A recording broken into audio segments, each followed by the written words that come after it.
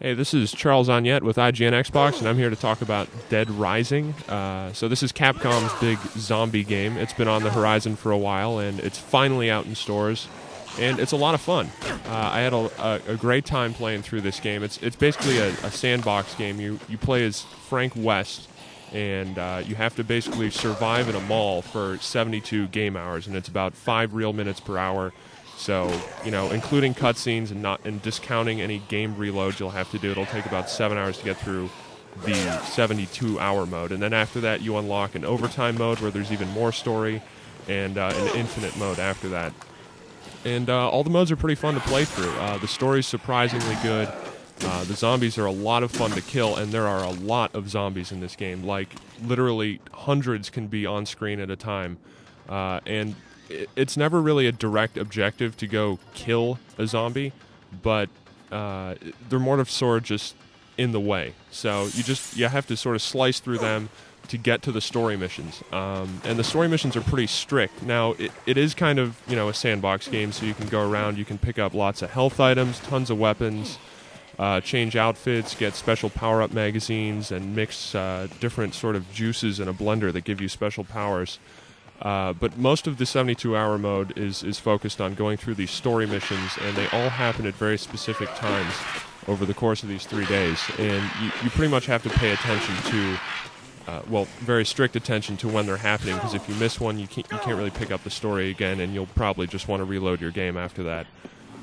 So in that sense, you don't have all that much free time to go around and check everything out, and that's sort of made it's even more difficult to see everything the first time through, just because of the save system. There's only one slot to save your game, so every time you save, whether it's in the safe room, in the security room, or any of the mall bathrooms, it's going to overwrite the same slot. So there's no real going back and reloading a past game to try something out. You can only reload that one game. So if you happen to save at a spot where you either don't have the right items to fight a boss, or you're low on health, or you're just running out of time, you pretty much have to reload the entire game, which kind of sucks at times. Luckily, Frank's personal progress, meaning not the story progress, just his level progress, like he gets new moves, he gets more life, he gets bigger inventory space as he levels up by getting prestige points, which are called PP, and those can be gained from either killing zombies and mostly through doing side quests by rescuing NPCs all over the scattered all over the mall. And that progress is saved independently of the actual story progress. So even if you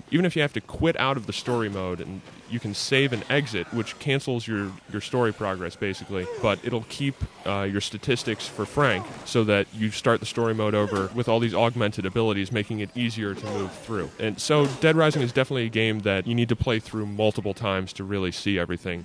And, that's not really such a bad thing. It's a lot of fun to do. The first time you get through, you're definitely going to want to charge through again just to see what's there. There are a few problems with the actual gameplay itself. I had some issues with the NPC AI. A lot of the side quests, you have to rescue them.